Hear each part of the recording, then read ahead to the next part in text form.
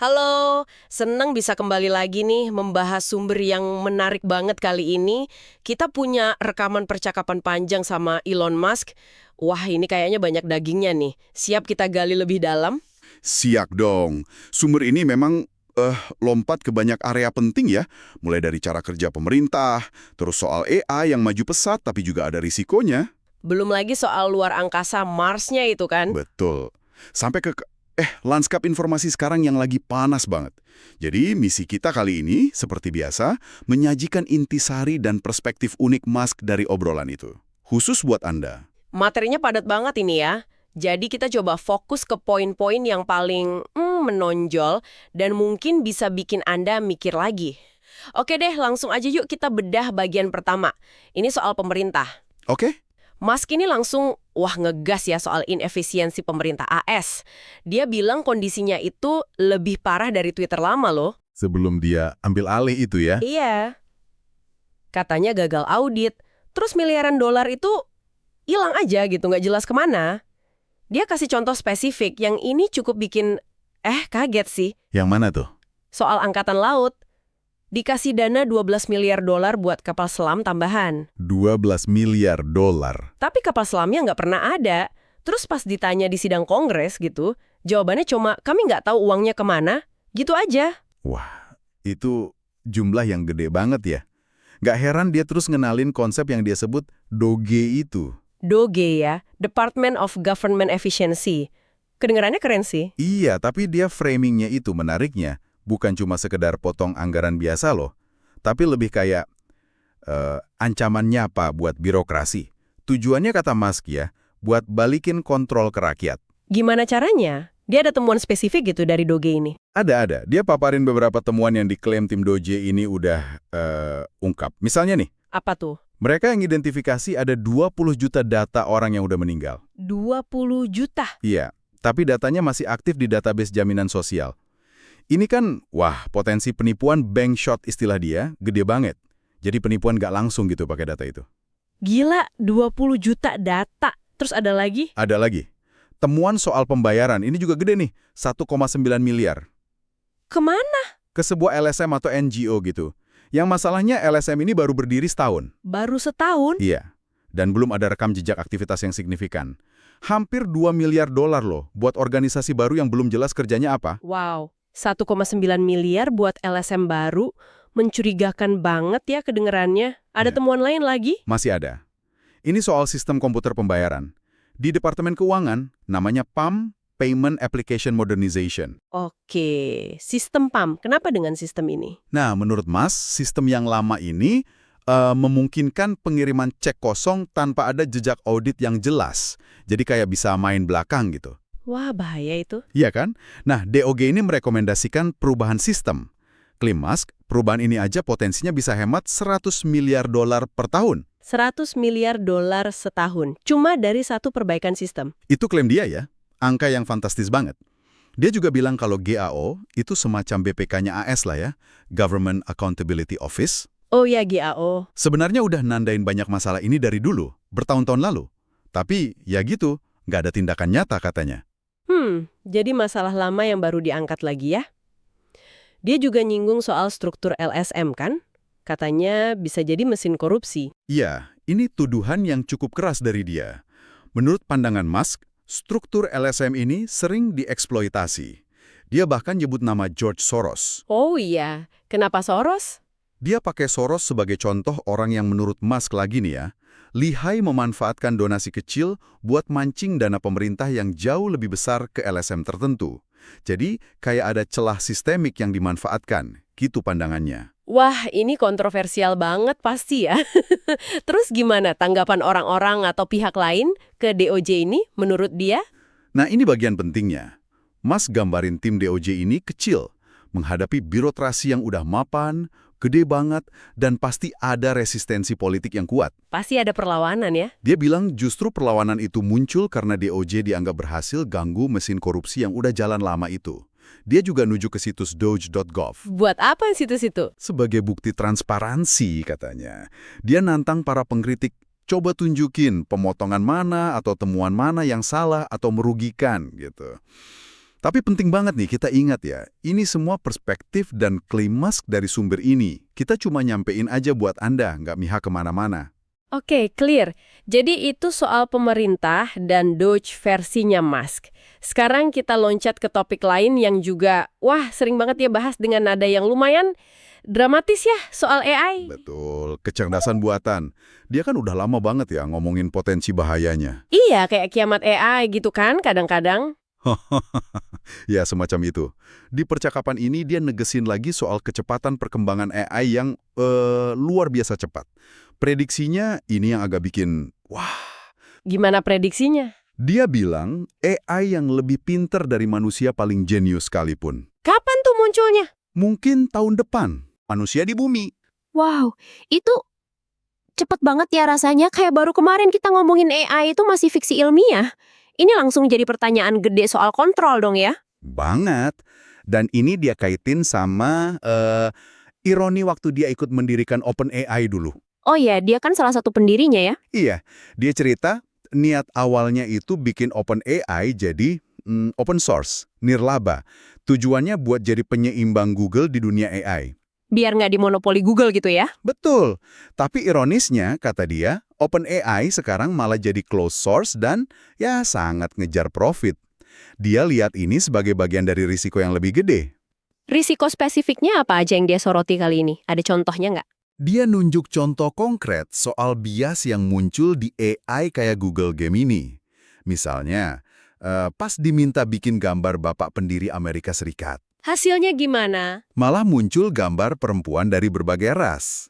Atau contoh lain, pas diminta gambar tentara Nazi, yang muncul malah gambar perempuan beragam ras juga. Loh kok bisa gitu? Nah, menurut Musk, ini bukan cuma error teknis biasa, tapi indikasi ada bias ideologis yang udah kayak tertanam di programnya. Waduh, bias kayak gini bahaya dong ya kalau AI-nya makin pintar dan makin kuat. Sangat bahaya, itu pandangan dia.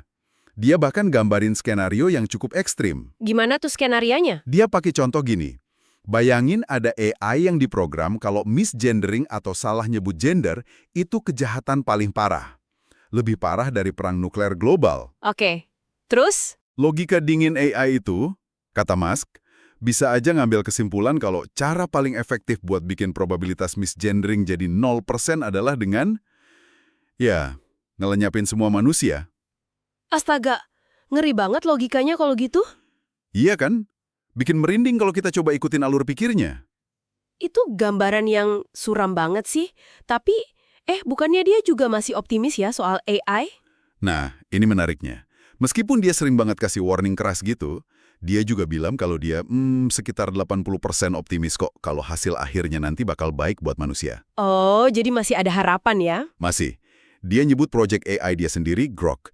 Tujuannya Grok ini katanya buat mencari kebenaran secara maksimal. Udah bisa apa aja Grok ini katanya?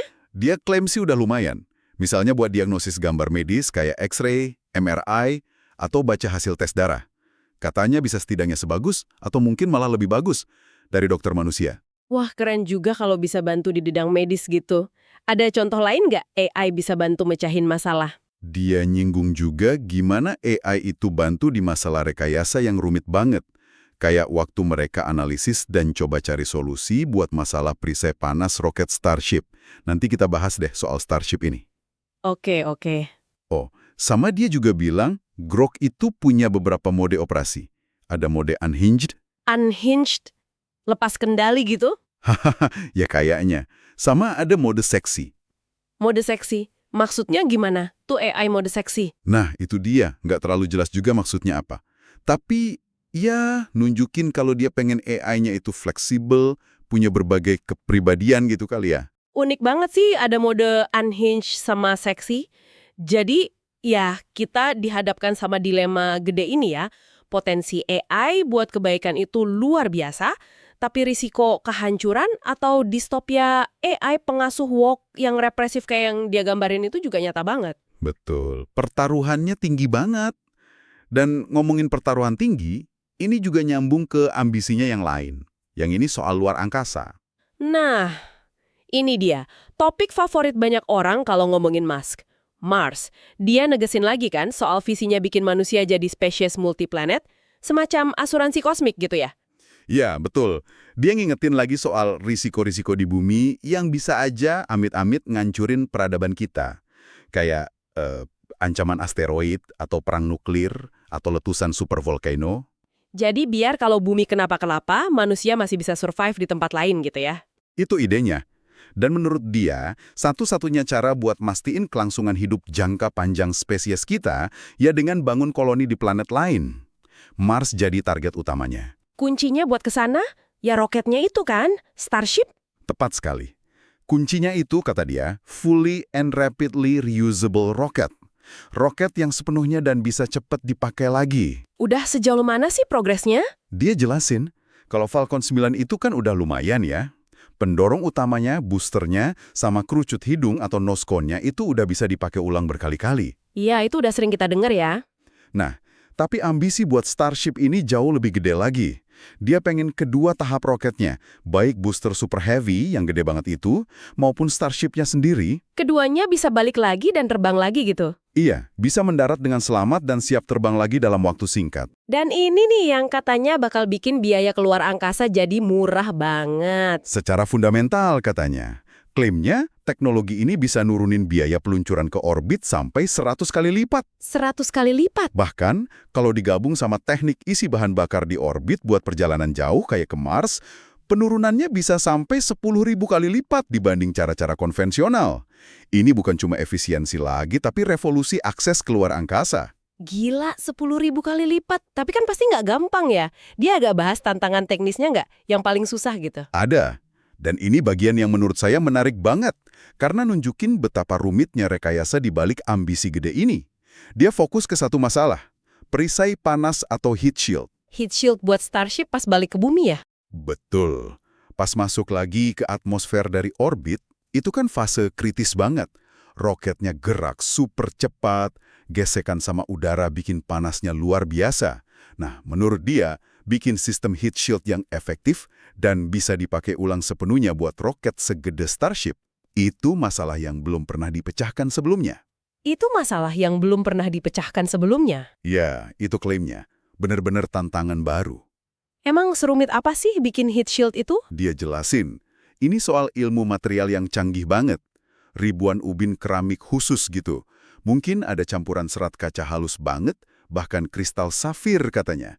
Biar tahan suhu ribuan derajat Celcius. Cuma tahan panas aja? Nggak cuma itu, tantangannya juga gimana ubin-ubin ini bisa tahan getaran hebat pas masuk atmosfer tanpa meleleh atau retak atau copot. Terus badan roketnya sendiri kan nggak kaku-kaku amat ya, ada sedikit kelenturan, plus dia mengembang dan menyusut karena perubahan suhu drastis. Oh iya, pasti ada muai susut ya. Nah, jadi ribuan ubin ini mesti dipasang dengan celah antar ubin yang presisi banget, biar bisa ngakomodir perubahan bentuk roket itu tanpa merusak sistem heat shield secara keseluruhan. Makanya, dapetin lagi Starship utuh setelah uji terbang itu penting banget buat mereka pelajari datanya dan perbaiki desainnya cepat. Wah, dengarinnya aja udah pusing ya ngebayangin detailnya. Ini benar-benar kayak di ujung batas kemampuan rekayasa kita sekarang ya. Tadi katanya dia sempat nyinggung soal misi penyelamatan astronot juga. Ada hubungannya sama politik. Iya, ada sentilan sedikit soal itu. Waktu ada astronot yang sempat ketahan di ISS, Stasiun Luar Angkasa Internasional itu, Musk kayak ngebingkai kalau ada penundaan keputusan buat pakai kapsul SpaceX Dragon buat misi penyelamatan itu. Kenapa ditunda? Nah, dia menganggap itu sebagai hasil manuver politik dari pemerintahan sebelumnya. Dia juga nekanin realitas teknisnya. Kalau saat itu, menurut penilaian NASA sendiri loh ya, cuma kapsul Dragon punya SpaceX yang dianggap cukup aman dan siap buat misi darurat kayak gitu. Jadi politik bisa masuk ke urusan sepenting keselamatan astronot ya? Kelihatannya begitu, menurut pandangan dia. Oke. Dari tantangan fisika dan politik di angkasa, kita balik lagi nih ke bumi. Topik terakhir yang juga banyak dibahas, landscape informasi dan apa yang dia sebut perang informasi. Betul, dia vokal banget soal ini. Mas gambarin adanya semacam upaya propaganda yang terkoordinasi gitu dari media-media yang dia sebut legacy media atau media warisan. Media-media lama gitu ya maksudnya. Ada contohnya nggak? Dia kasih contoh spesifik yang menurut dia nunjukin ada koordinasi. Misalnya, penggunaan kata sifat sharp atau tajam gitu secara barengan oleh banyak media buat deskripsiin salah satu kandidat politik sebelum debat. Jadi kayak ada arahan gitu ya? Itu tuduhan dia. Contoh lain, laporan Associated Press, AP, yang dia klaim keliru. AP ngelaporin kalau Doge itu mencatin pengawas lalu lintas udara atau ATC. Padahal, Menurut Musk, yang terjadi justru sebaliknya. Doge itu malah berusaha rekrut lebih banyak ATC yang berkualitas. Jadi infonya dibalik gitu. nah ini pasti nyambung banget sama pengalamannya pas beli Twitter yang sekarang jadi X itu kan. Dia ngerasa diserang gitu. Nyambung banget. Dia ngerasa begitu dia ambil alih Twitter, dia langsung dicap macam-macam. Nah, Zilla, pendukung sayap kanan ekstrim lah. Padahal niat awalnya, klaim dia ya, cuma buat ngelindungin kebebasan berbicara. Jadi dia lihat X sekarang kayak benteng pertahanan gitu. Iya, benteng pertahanan krusial buat ngelawan apa yang dia anggap sebagai narasi informasi yang terlalu berat sebelah dan terkontrol. Dia bahkan ngaitin isu lain ke sini juga, Isu apa lagi nih? soal kebijakan DEI, Diversity, Equity, Inclusion. Kenapa dengan DEI? Nah, menurut klaim Musk di percakapan ini, penerapan kebijakan DEI di beberapa sektor, termasuk penerbangan, itu malah bikin tersingkirnya para ATC yang sangat berkualitas cuma demi menuhin kuota keberagaman. Wah ini klaim serius banget. Iya, dia juga klaim kalau fokus ke DEI ini udah menginfiltrasi badan-badan intelijen kayak NSA dan CIA. Jadi ngalihin perhatian mereka dari misi keamanan nasional yang seharusnya jadi prioritas utama. Tentu aja ya, ini pandangan yang sangat kontroversial dan banyak perdebatannya. Pasti. Dan semua ini menurut dia bikin dia punya resiko pribadi yang nyata. Sampai diancam gitu. Iya, ini bagian yang cukup personal di percakapan itu. Dia nyebutin adanya ancaman pembunuhan yang spesifik ke dia. Misalnya muncul di forum online kayak Reddit. Serius? Iya. Dia juga cerita pernah ada upaya pembunuhan ke dia di masa lalu, tapi katanya nggak terkait politik waktu itu. Cuma dia ngerasa iklim sekarang ini, di mana narasi media tertentu bisa sangat provokatif, itu ningkatin resiko kekerasan ke dia. Dia kasih contoh nggak? Dia secara eksplisit ngacu ke analisis soal upaya pembunuhan ke Donald Trump, yang juga dibahas di percakapan itu. Sebagai contoh, gimana narasi bisa memicu tindakan nyata. Dia bahkan ngomong terus terang, dia khawatir kalau dia terlalu keras ngedorong pengungkapan dugaan korupsi, Kenapa? dia bisa aja terbunuh. Ini pengakuan yang lumayan gamblang ya, soal pertaruhan yang dia rasain. Gila sampai segitunya ya dia ngerasa terancam. Ngomongin pengungkapan informasi, dia nyinggung soal berkas Epstein sama JFK juga kan? Kenapa katanya itu susah banget terungkap semua? Dia ngaitin penundaan rilis penuh berkas-berkas sensitif kayak kasus Epstein atau pembunuhan JFK itu sama dinamika internal di lembaga pemerintah. Dia kasih contoh figur kayak Kash Patel yang disebut di obrolan itu. Kash Patel, oke. Nah, orang kayak Patel ini, kalau coba masuk buat mimpin atau reformasi lembaga kayak FBI gitu, mungkin banget bakal ngadapin lingkungan internal yang resisten. Atau bahkan hostile, memusuhi gitu. Menurut pandangan Musk, resistensi internal inilah yang bikin susah buat cari kebenaran atau sekedar dapetin transparansi penuh soal kasus-kasus lama yang sensitif itu. Jadi ada perlawanan dari dalam juga ya. Oke deh. Jadi setelah kita ngubek-ngubek semua ini dari dugaan pemborosan pemerintah, potensi dan bahaya AI, tantangan gila ke Mars, sampai perang informasi, apa nih intisari utama yang bisa kita tarik buat Anda semua dari perspektif Musk ini? Beberapa poin kunci kayaknya cukup menonjol ya dari klaim dan pandangan Musk di sumber ini. Pertama, skala dugaan inefisiensi sama potensi korupsi di sistem pemerintahan yang dia gambarin itu, wah gede banget. Itu yang pertama. Terus? Kedua, lintasan perkembangan AI ini cepet banget bawa janji solusi luar biasa, tapi juga risiko eksistensial yang nyata, plus bahaya bias yang bisa ditanamkan ke dalamnya. Oke, AI yang serba cepat dan berisiko. Ketiga, soal Mars dan jadiin manusia multiplanet. Ini tantangan rekayasa tingkat dewa banget, terutama soal bikin roket yang bisa dipakai ulang sepenuhnya dan cepat. Itu kuncinya. Dan yang terakhir? Keempat, soal kontrol narasi dan arus informasi. Ini udah jadi medan pertempuran utama di zaman sekarang. Dan taruhannya tinggi banget, bahkan bisa nyangkut keselamatan pribadi buat orang-orang yang terlibat di dalamnya. Perspektif Musk ini emang selalu unik ya. Seringkali provokatif, tapi ngasih lensa yang beda buat ngelihat berbagai perubahan besar yang lagi kita alami sekarang. Betul. Dan mungkin sebagai penutup nih, Ada satu pemikiran buat Anda renungkan lebih lanjut. Ini terinspirasi dari diskusi kita tadi. Apa tuh? Kita dengar tadi soal AI yang mungkin bisa mecahin masalah rekayasa super rumit kayak heat shield rocket. Di sisi lain, kita dengar deskripsi sistem pemerintah yang kayak mesin raksasa bodoh yang boros. Nah, pertanyaannya, Gimana? mungkinkah suatu saat nanti AI yang benar-benar canggih dan katakanlah objektif gitu ya, bisa nggak sih dia merapihkan semua keruwetan birokrasi dan ngeoptimalin tata kelola pemerintahan secara radikal? Atau Atau apakah bias manusia, perebutan kekuasaan, sama kepentingan pribadi itu pada akhirnya bakal selalu nemu cara buat ngerusak bahkan sistem AI yang paling ideal sekalipun? pertanyaan yang dalam banget tuh. Apakah AI bisa jadi solusi atau malah terkontaminasi masalah manusia juga ya? Nah, itu dia. Sesuatu buat Anda pikirkan lebih lanjut. Pertanyaan yang menarik banget buat menutup pembahasan kita kali ini. Terima kasih banyak sudah menyimak sesi mendalam kali ini ya. Sampai ketemu lagi di pembahasan sumber Anda berikutnya.